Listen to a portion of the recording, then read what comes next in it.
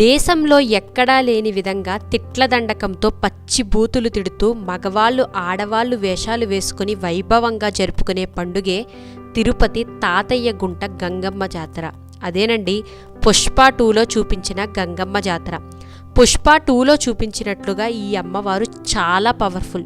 ఎన్నో ఒళ్ళు గగుర్లు పుడిచే విషయాలు ఉన్నాయి ఈ జాతర గురించి. అస్సలు మిస్ అవ్వకండి. పూర్తి చరిత్ర చాలా వివరంగా వివరించడానికి ప్రయత్నిస్తాను. రాష్ట్రంలో ఎన్నో గంగమ్మ జాతరలు చూసి ఉంటారు, కానీ తిరుపతి తాతయ్య గుంట గంగమ్మ జాతర ఎంతో ప్రత్యేకం. ఈ జాతర ఒక్క రోజులో ముగిసేది కాదు. 7 రోజుల పాటు రోజుకో వేషంలో గ్రామదేవతకు భక్తులందరూ ప్రత్యేక పూజలు నిర్వహిస్తారు. మన తెలుగు రాష్ట్రాల్లో ప్రముఖ జాతరల్లో తిరుపతి తాతయ్య గుంట గంగమ్మ జాతరకు ఎంతో ప్రాముఖ్యం ఉందని చెప్పవచ్చు. ఈ జాతరలో పాల్గొనేందుకు ఇతర రాష్ట్రాల నుంచి వేలాది మంది భక్తులు తరలివస్తారు.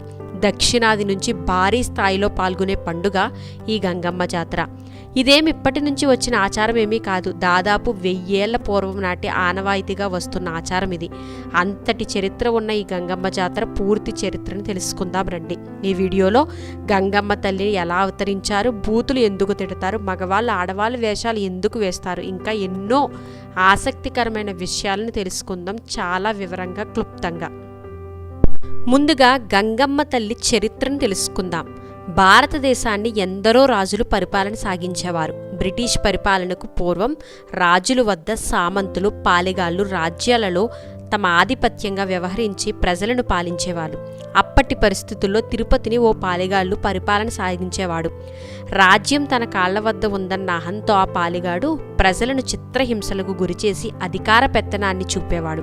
తన మాటే శాసనంగా ఉండాలి, ఎదురు తిరిగితే అధపాతాలానికి ప్రజలను తొక్కేవాడు.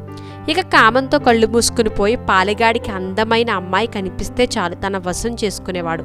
ఒప్పుకోకుంటే అందమైన యువతలను చెరపట్టేవాడు.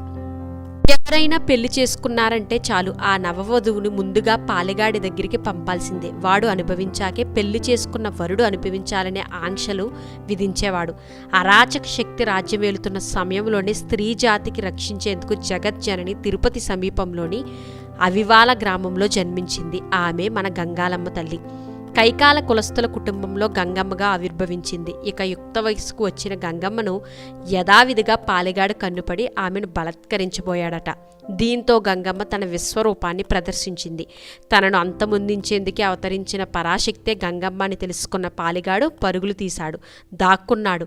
అలా దాక్కున్న పాలెగాడిని బయటకు రప్పించేందుకు గంగమ్మ తల్లి వేరు వేరు వేషాలు ధరించిందట. అలా గంగమ్మ అనేక వేషాలు ధరించి 3 రోజుల పాటు పాలెగాడి కోసం గాలించింది. అయినా పాలెగాడు దొరకకపోవడంతో 4వ రోజు గంగమ్మ దొరవేషం వేయడంతో తన ప్రభువైన దొర వచ్చాడనుకుని పాలెగాడు బయటకు రాగానే వాడి తల నరికి సంహరించింది. ఈ దుష్ట శిక్షణను తలంచుకుంటూ ఆ తల్లిని తమను చల్లగా కాపాడాలని కోరుకుంటూ ఏటా ప్రజలు ఈ జాతరను వైభవంగా జరుపుకోవడం నేటికి కొనసాగుతుంది. ఇప్పుడు జాతర ఎలా ప్రారంభిస్తారో తెలుసుకుందాం. గంగమ్మ జాతరను తిరుపతి పొలిమేరల్లోని అవివాల నుంచి కైకాల కులపెద్దల చాటింపుతో గంగమ్మ జాతర ప్రారంభమవుతుంది. ఈ జాతరలో ఉదయం అమ్మవారి విశ్వరూప స్తూపానికి పసుపు, కొబ్బరి నీళ్లు, పంచామృతాలతో అభిషేకం నిర్వహిస్తారు. అనంతరం అమ్మవారిని పసుపుతో అలంకరించి భక్తులు సమర్పించిన చీరలు, వడిబాలు కడతారు. అనంతరం రాత్రి 7 గంటలకు గంగమ్మ తల్లి పుట్టినిల్లుగా భావించే అవివాల గ్రామం నుంచి పుట్టింటి సారే, కుంకుమ, కొత్త బట్టలను గ్రామ పెద్దలు తీసుకుని వస్తారు. వీటిని ఆలయం తరపున కైకాల వంశస్థులు అందుకుంటారు. ఈ సారెను ఆలయానికి ఊరేగింపుగా తీసుకుని వస్తారు. తిరుపతి గ్రామదేవత గంగమ్మ జాతర జరిగే వారం రోజుల పాటు గ్రామస్తులు పొలిమేర దాటరు. ఇతర ప్రాంతాల నుంచి వచ్చిన వారు రాత్రులు ఇక్కడ ఉండకుండా బయటికి వెళ్ళిపోవడం ఇక్కడ ఆనవాయితీ. ఈ తాతయ్య గుంట గంగమ్మ జాతరకు దాదాపు 900 ఏళ్ల చరిత్ర ఉందని చెప్తారు. గ్రామదేవతగా అవతరించిన గంగమ్మను సాక్షాత్తు ఏడుకొండల వెంకన్న చెల్లెలుగా భావించి ఆరాధిస్తారు.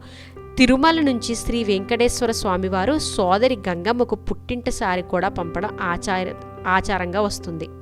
తిరుపతి గంగమ్మ జాతర రాయలసీమ, ముఖ్యంగా చిత్తూరు పరిసర ప్రాంతాల ప్రజలు ఆచార వ్యవహారాలు, వారి జీవన విధానాలను ప్రతిబింబించేలా ఉంటుంది. శ్రీ తిరుపతి తాతయ్య గుంట గంగమ్మకు తమిళనాడులోని పలు ప్రాంతాల నుంచి భక్తులు తరలివస్తారు ఈ జాతర చూడడానికి. 8 రోజుల పాటు అత్యంత వైభవంగా ఈ జాతరలో భక్తులు రోజుకో వేషంలో అమ్మవారిని దర్శించుకోవడం ప్రత్యేకత. బైరాగి వేషంతో ప్రారంభమయ్యే వేషాల కోలాహలం గ్రామీణ సంస్కృతిని ప్రతిబింబించేలా ఉంటుంది. ప్రతి వేషంలోనూ ఎంతో ప్రత్యేకత, ఆధ్యాత్మిక ఆంతర్యం దాగి ఉంటుంది. పాలిగాడిని గుర్తించడానికి అమ్మవారు ఆయా రోజుల్లో వేసే వేషాలను భక్తులు అనుసరించడం, దీంతో అమ్మవారు సంతృప్తి చెంది వారి కోరికలను తీర్చుతుందని ప్రగాఢ విశ్వాసం. ముందుగా బైరాగి వేషంతో భక్తులు అమ్మవారిని దర్శించుకుంటారు. తరువాత బండవేషం, తోటి వేషం, దొరవేషం, మాతంగి వేషం, సున్నపు కొండల వేషం, గంగమ్మకు చప్పర కార్యక్రమం నిర్వహిస్తారు. అనంతరం విశ్వరూప దర్శనం తర్వాత చెంప నరికే కార్యక్రమంతో గంగమ్మ జాతర ముగుస్తుంది. ఇప్పుడు అన్ని వేషాల యొక్క ప్రత్యేకత గురించి తెలుసుకుందాం.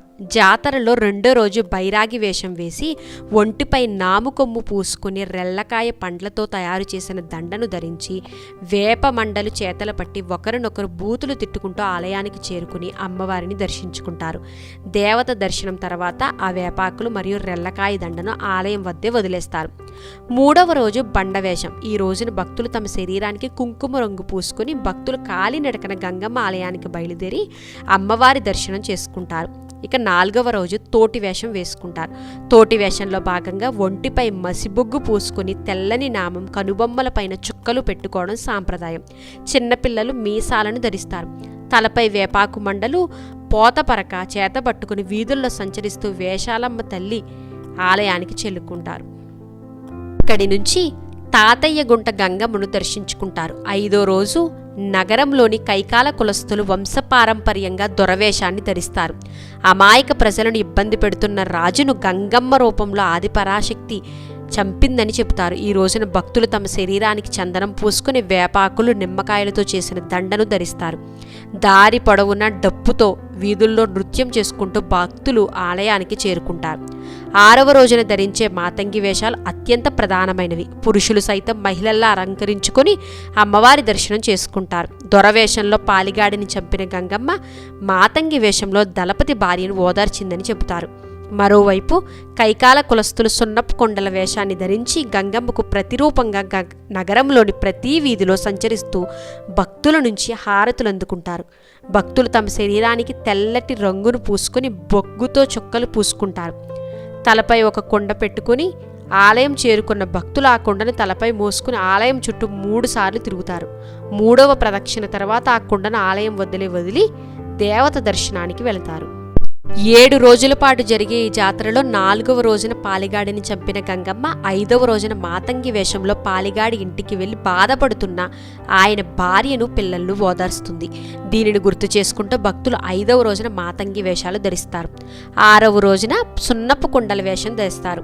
7వ రోజున గంగమ్మ జాతర జరుగుతుంది. గోపురాల్లో ఉండే సప్పరాలను శరీరపై నిలబెట్టుకుంటారు. ఈ విధంగా చేస్తే కోరుకున్న కోరికలన్నీ నెరవేరుతాయని నమ్మకం.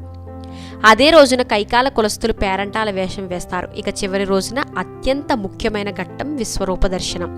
8వ రోజున తెల్లవారుజామున 4 గంటలకు అమ్మవారి దర్శనం కోసం భక్తులు రాత్రి నుంచి ఎదురు చూస్తూ ఉంటారు. పేరంటాల వేషంలో ఉన్న కైకాల కులస్తులు పూజారుల ఆలయానికి చేరుకుని నీలం రంగు ద్రవ్యంతో బంకమట్టిని కలిపి అమ్మవారికి భీకరమైన విశ్వరూపాన్ని తయారు చేస్తారు. అర్ధరాత్రి తర్వాత ఆలయం ముందు మట్టితో చేసిన గంగమ్మ తల్లి విశ్వరూప విగ్రహాన్ని ప్రతిష్ఠిస్తారు. ఒక వ్యక్తి పేరంటాల్లాగా వేషం వేసి విశ్వరూప విగ్రహాన్ని చెంపనరుకుతాడు.